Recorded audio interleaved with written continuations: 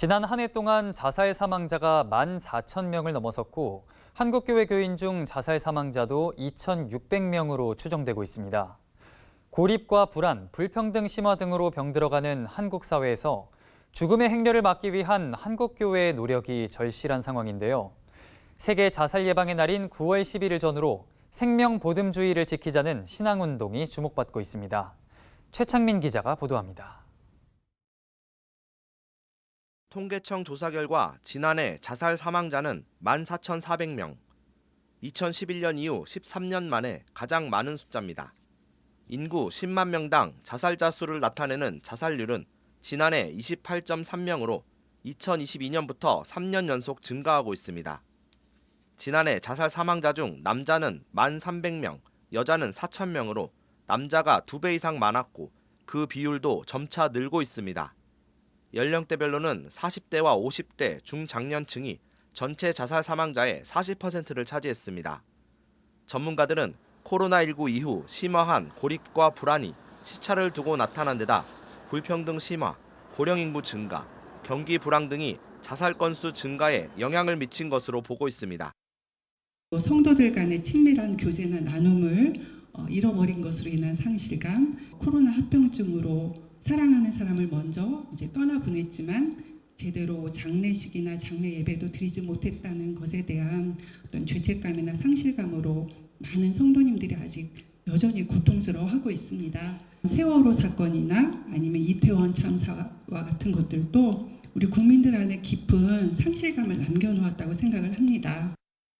교회도 자살에서 자유롭지 못합니다. 지난해 한국교회 교인 중 자살 사망자는 2,600여 명, 목회자는 30여 명으로 추정되기 때문입니다.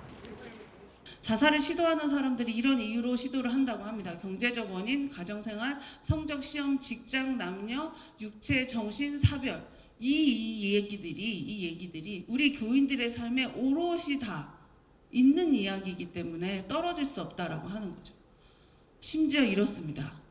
교인 10명 중에 1명은 자살을 생각한 적 있다. 이거 공식적인 데이터입니다. 기독교계에서는 자살 예방과 생명 존중 문화 확산을 위해 세계 자살 예방의 날인 9월 10일을 전후로 생명 보듬 주의를 지키자는 신앙운동이 주목받고 있습니다.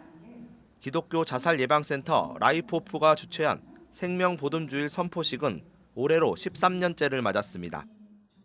처음 라이프호프 시작할 때만 해도 자살자에 대한 장례가 가능한가에 대한 논의들을 막 하고 있을 때 그럴 때였는데 지금은 아주 자연스럽게 당연하게 자살자에 대한 장례가 가능하다. 이것도 상당히 큰 변화인데 이렇게 이루어졌다는 것 자체가 큰 의미인 것 같습니다. 이런 것들이 바로 생명보듬주일 같은 때 이렇게 각 교회들이 선포해주고 나누고 이러한 생명의 문화를 만들어 가지고 이루어지는 결과들이 아닌가 싶습니다. 올해 생명보듬주일 선포식에서는 상실과 비탄에 있는 성도들을 돕기 위한 목회자를 위한 애도 상담 가이드북이 공개됐습니다. 가이드북에는 애도의 10가지 핵심 원리, 애도 상담자가 알아야 할 10가지 기본 항목, 애도 과정에 대한 이해 등이 담겼습니다.